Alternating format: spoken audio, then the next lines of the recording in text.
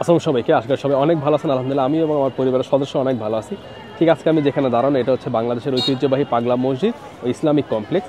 আজকে জুম্মার দিন ছিল, নামাজ শেষ করছি, খাওয়া দাওয়া শেষ করছি, এখন মোটামুটি 3:30। আপনাদেরকে একটু মসজিদ এরিয়া বা কমপ্লেক্স আশেপাশে যা যা আছে এখানে ঘুরে দেখাবো এবং আপনারা কীভাবে এখানে আসতে পারবে সেই বিষয়ে পুরো ডিটেলস থাকবে এই ভিডিওতে। চলেন তাহলে একটু ঘুরে দেখা যাক আশেপাশে। আমার ঠিক সামনে আপনারা দেখতে পাচ্ছেন বাংলাদেশের ঐতিহ্যবাহী পাগলা মসজিদ ও ইসলামিক কমপ্লেক্স। এটা 3তলা বিশিষ্ট একটা মসজিদ এবং ইসলামিক কমপ্লেক্স। এখানে একটা মিনার এবং 3টা গম্বুজ আছে এবং এই 3টা গম্বুজই হচ্ছে মসজিদের নববীর আদলে তৈরি। এই মসজিদ কমপ্লেক্সটা কিন্তু খুব বেশি দিন আর থাকবে না। এখানে নতুন একটা মসজিদ কমপ্লেক্স ডিজাইন করা হয়েছে এবং বাংলাদেশ সরকার খুব শিগগির এটার কাজ শুরু করবে এবং এখানে খুব নতুন একটা নান্দনিক এবং খুব গ্র্যান্ড একটা মসজিদ এবং মসজিদ কমপ্লেক্স তৈরি করা হবে। আপনারা যখন আসবেন তখন এইটা হচ্ছে আপনাদের এন্ট্রি পয়েন্ট, নরসুন্দা নদীর তীরে। এইটাই হচ্ছে নদীর তীর, তো আর নাই, অ্যাকচুয়ালি নদীর তীর মরেই গেছে। এইটা খালও না, খালে তো অ্যাটলিস্ট পানি নড়াচড়া করে, এটার কিন্তু এখন পানির অবস্থা খুবই খারাপ। এই পাশে হচ্ছে শান বাঁধানো ঘাট আছে এই পাশে, বাট নামার মতো কোনোই অবস্থা নাই। তো এটা হচ্ছে মসজিদ কমপ্লেক্স, এটা হচ্ছে নিচে উজু করার জায়গা। আমি নামাজ পড়ছি হচ্ছে একদম দোতলায় ছাদে। ভাই আসতে আসতে তাও জায়গা পাইতে অনেক কষ্ট হয়ে গেছে। প্রচুর মানুষ হয়, ফ্রাইডেতে আনুমানিক 5 থেকে 6 হাজারের উপরে মানুষ হয়েছে। মানে আমি নামাজ পড়ার পরে আধা ঘন্টা প্রায় বসে রয়েছি। আর এই হচ্ছে মসজিদের সব থেকে ফেমাস যে জিনিস, মানে দান বাক্স। কারণ এখান থেকে ভাই 7 কোটি টাকা উঠে, আপনি চিন্তা করতে পারেন 7 কোটি টাকা।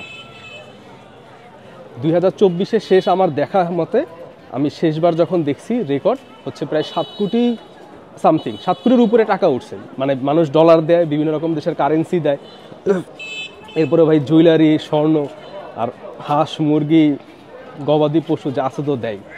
এক একটা সিন্দুকের সাইজ কি ভাই, এগুলোতে সব টাকা উঠে। আপনারা প্রায় দেখেন টিভিতে নিউজ দেখায়, কারণ যখন এখানে টাকা গোনা হয় তখন হচ্ছে সমস্ত ডিস্ট্রিক্ট কালেক্টর বা কেউ থাকে, এখানে আরও লোকজন থাকে, সাংবাদিকরা আসে সবসময় খবর। প্রতি 4 মাস পর পর মনে হয় একবার খোলা হয়। তো এটা হচ্ছে দান বাক্স, এখানে সবাই টাকা দিয়ে যায় এবং এইভাবেই প্রায় 7 কোটি টাকা উঠে। এটা হচ্ছে আউটসাইড কমপ্লেক্স এরিয়া, এখানেও নামাজ পড়ে লোকজন। আমি যখন আসছি ততক্ষণ এইসব দিকে শেষ জায়গা। এই যে দান বাক্স। তারপরে আরও একটা জিনিস হয়, সেটা হচ্ছে আমি মিস করছি।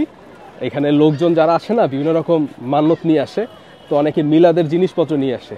তো আমি যখন ততক্ষণে দেখছি যে নিচে মিষ্টি বা কোনো কিছু দেওয়া হইতেছে, আমি আর পাই নাই কোনোভাবে, এত ভিড় ছিল, আমি অনেক পরে নামছি। আর এখানে হচ্ছে আপনারা প্রচুর বইয়ের দোকান পাবেন, কোরআন শরীফ, জেল, তসবি সব কিছু পাবেন। এটা কিন্তু মসজিদের কমপ্লেক্স এরিয়া,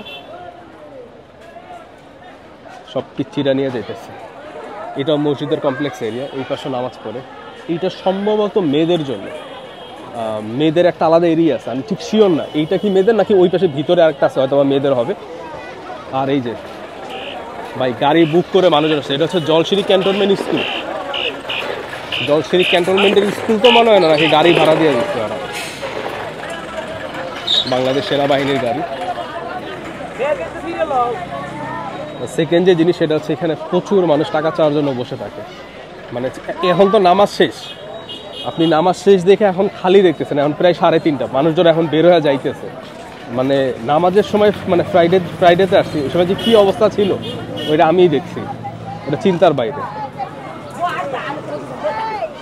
এই যে প্রচুর দোকান পাবেন এখানে জিনিসপত্র কেনার জন্য, টুপি থেকে শুরু করে কোরআন শরীফ সব কিছু পাবেন।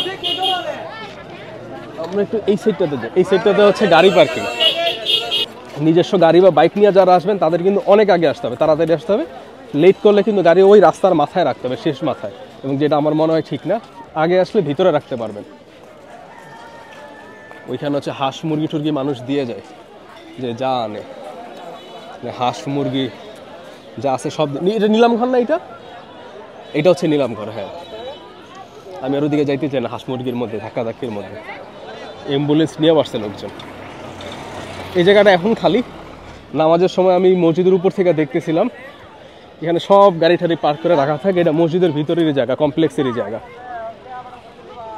এই পুরো এরিয়াতে আপনি আরামসে হচ্ছে গাড়ি পার্ক করতে পারবেন।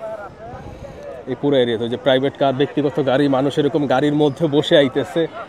তারপর আরও গাড়ি, আল্লাহ, ওই পাশে গরু ছাগল সব নিয়েছে। আমি আর যাইতে চাই না বেশি দিকে।